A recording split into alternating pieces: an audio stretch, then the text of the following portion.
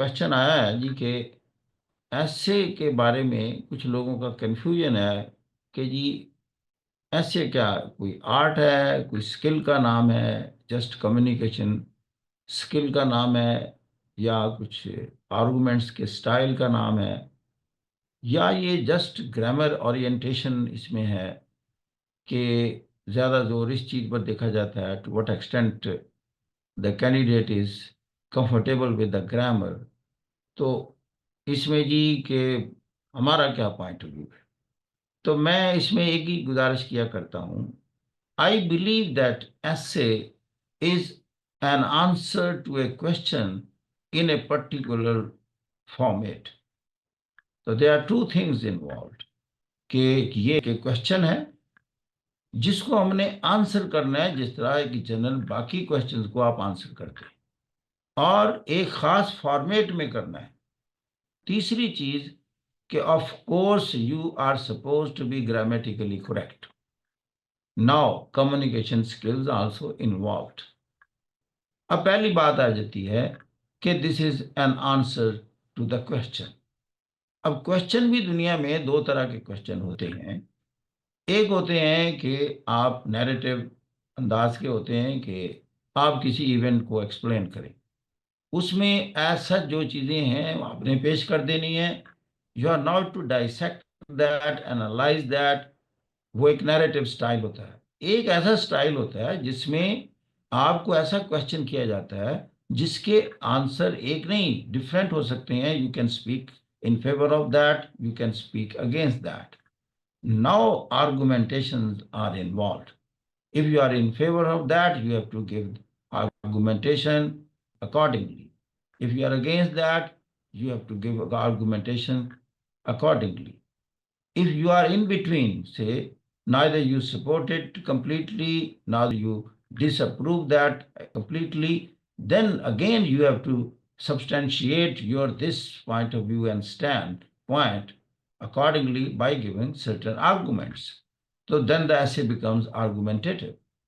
दूसरी बात मैंने कही फॉर्मेट की।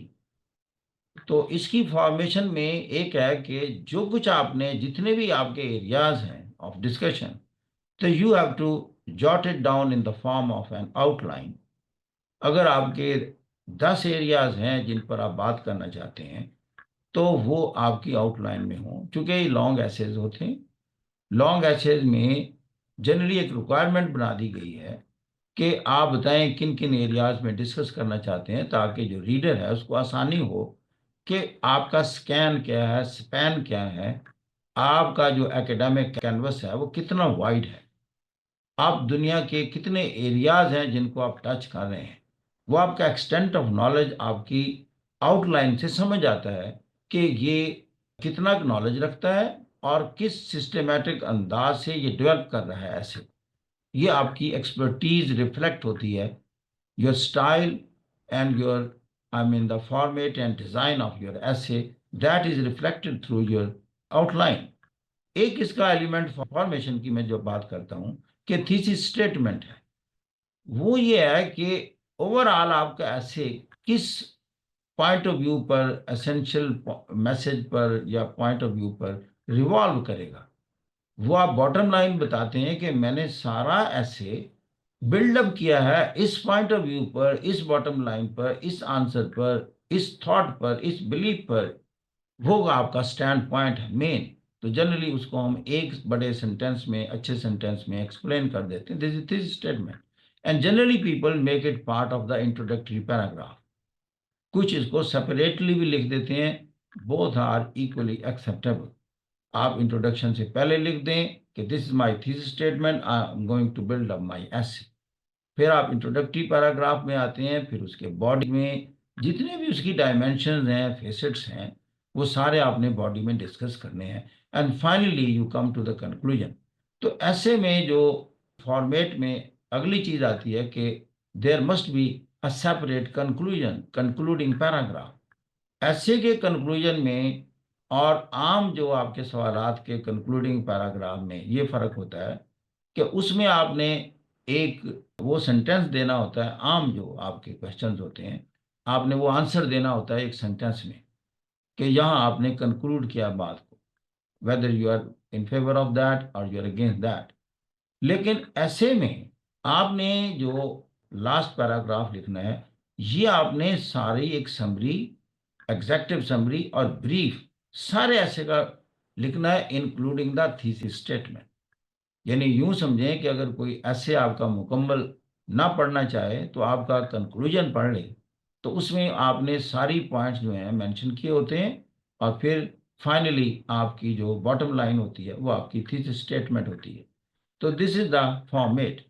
अब मैं एक मिसाल देता हूं कि जनरली आर्गुमेंटेटिव एसेज आते हैं जिसमें एक से ज्यादा आंसर बनते हैं, या अपोजिट स्कूल ऑफ थॉट भी उसमें मौजूद होता है और उसकी गुंजाइश होती है। You can disagree with the statement, you can agree, you can disagree. मिसाल के तौर पर अगर ऐसे आपको आए, is artificial intelligence going to grab the human job, इस पर यह भी आप कह सकते हैं कि yes, artificial intelligence is going to grab the human job substantially. आप ये भी कह सकते हैं कि no, AI is not going to grab the human job, rather it is going to add to the human jobs. There will be variety of new jobs which will be created. पहली जगह वो एक challenge है, यहाँ threat है, यहाँ आप कहते हैं this is an opportunity for the human beings, it is a source of employment in future. कई लोग हैं जो सेमीकंडक्टर के बिजनेस में इस्तेमाल होंगे, रोबोटिक्स में जाएंगे, designing, manufacturing, marketing, maintenance and all these things. जिस तरह मैकेनाइजेशन जब भी किसी चीज़ की होती है तो आपके जॉब की नौइयत बदलती है, and the job are increased.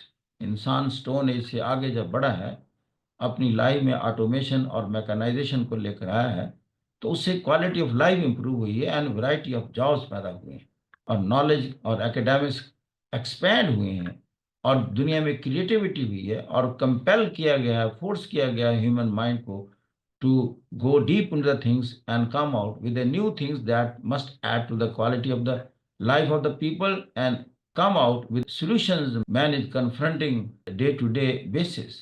इसी एक पॉइंट पर ही दुनिया में सारी अचीवमेंट्स हुई हैं, क्रिएशंस हुई हैं, इनोवेशंस हुई हैं। जिस तरह इंसान जल्दी एक जगह से दूसरी जगह पहुंचना चाहता था, तो मीन्स ऑफ कम्युनिकेशन ईजाद किए इसने। ये कार्स पर जाता था, फिर स्टीम इंजन हुआ, इंटरनल कंबशन इंजन हुआ, एयरक्राफ्ट आए, सारा कुछ आया। पॉइंट ये है कि मैकेनाइजेशन ने और तरह के जॉब क्रिएट किए। यूं हम एग्जांपल करके इसको आर्गुमेंटेशंस ऐड करते हैं। This is my point of view, this is basically a question, you have to answer that logically, rationally by giving certain examples and references।